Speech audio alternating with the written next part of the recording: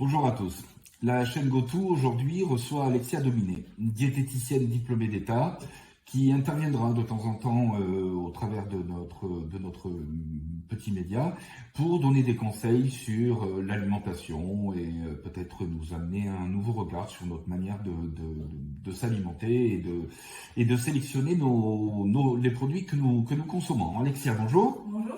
Alors la première question que j'ai envie de te poser, Alexia, c'est de savoir un petit peu qu'est-ce qui t'a dirigé vers cette voie, qu'est-ce qui t'a motivé à devenir diététicienne. Je dirais la passion. Quand j'étais étudiante en lycée, j'ai une diététicienne qui est intervenue dans notre établissement. Ah, c'est ça, ça a créé l'étincelle. Exactement. D'accord. Qui nous a fait de la prévention et j'ai adoré le thème. Quelle est la différence entre un rééquilibrage alimentaire et un régime? Alors, déjà, un régime, c'est caractérisé par des restrictions alimentaires.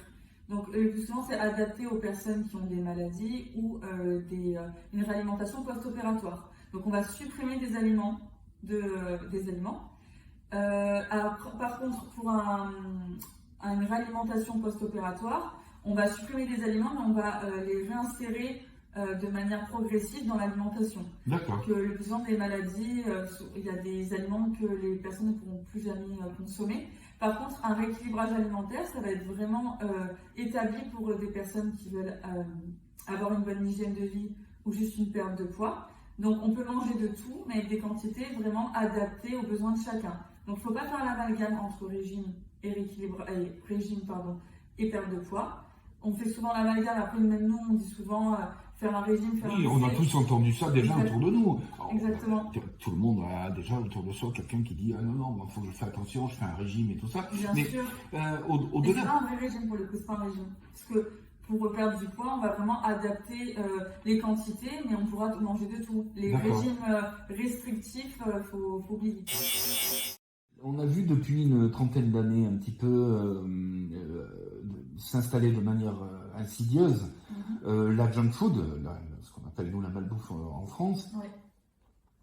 Ça paraît quand même un petit peu contradictoire avec le fait que les gens font de plus en plus attention à ce qu'ils mangent, aux produits qu'ils consomment. Alors il y a d'un côté la junk food, de l'autre côté des gens qui font très attention. Comment ça s'explique tout ça?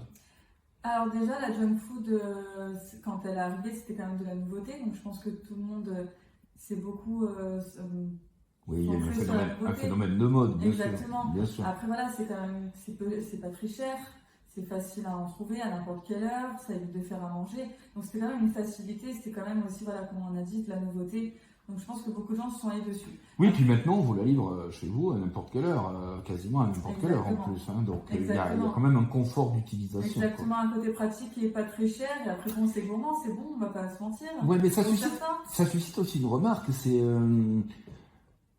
Est-ce que les gens à l'heure actuelle ont simplement envie quand on se déplaçait, quand on allait au resto, on va au resto parce qu'on a envie de bien manger. Oui. Et il ne faut pas confondre, est-ce qu'on a vraiment envie de bien manger ou est-ce qu'on a juste envie de ne pas se faire à manger? La junk food est quand même rentrée dans cette brèche, cette brèche-là. Oui, voilà. Après, on a deux catégories de personnes. Hein. On a des personnes qui veulent le côté très pratique, très facile, on ne s'embête pas. Après, bon, voilà, parfois c'est une histoire de budget ou de temps pour cuisiner. Hein. Tout dépend du travail qu'on fait, le temps qu'on a pour soi. Donc je sais que c'est plus compliqué pour certains. Après voilà, on a tous ceux qui se dirigent un peu plus vers les aliments bio, des aliments un peu meilleurs pour la santé. Il y a beaucoup de choses qui se mettent en place, les aliments sans nitrites, sans conservateurs. Je pense que c'est quand même une demande des consommateurs. Mais bien sûr. Ces choses-là. Mais oui, mais ce qui est curieux, c'est qu'on a l'impression qu'on a affaire à deux clans totalement opposés, c'est-à-dire on va dire le clan de la junk food et le clan de, je ne sais pas s'il y a un mot en anglais pour désigner ceux qui font attention à tout, quoi. On dit la nourriture healthy. La nourriture healthy. D'accord, très bien.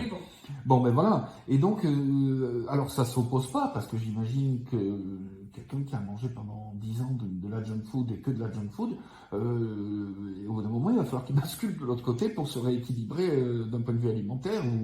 Alors, vaut mieux pas partir d'un extrême à un autre, vaut mieux justement faire attention et se faire plaisir de temps en temps. On peut manger sainement tous les jours et de temps en temps se dire, bon, je vais me faire un petit fast-food ou je vais manger certaines choses. Il n'y a pas de souci, il vaut mieux ça. Parce que quand on commence à manger de la junk food, on peut avoir des soucis dans l'avenir, des soucis de santé. On va dire qu'à peu près un repas par semaine est autorisé pour se faire plaisir. Il ne faut pas rentrer dans une frustration. Il faut quand même prendre plaisir à manger. D'accord. Non, il n'y a pas de souci. Alexia, je te remercie pour ton intervention. Je pense que les gens de la chaîne ont pu faire connaissance avec toi. Alexia interviendra de temps à autre pour développer tous les sujets qu'on a abordés aujourd'hui, qu'on a survolés aujourd'hui, pour les développer de manière plus technique et mettre au profit de notre chaîne son savoir en matière de diététique. Nous vous remercions, à très bientôt. Merci, au revoir.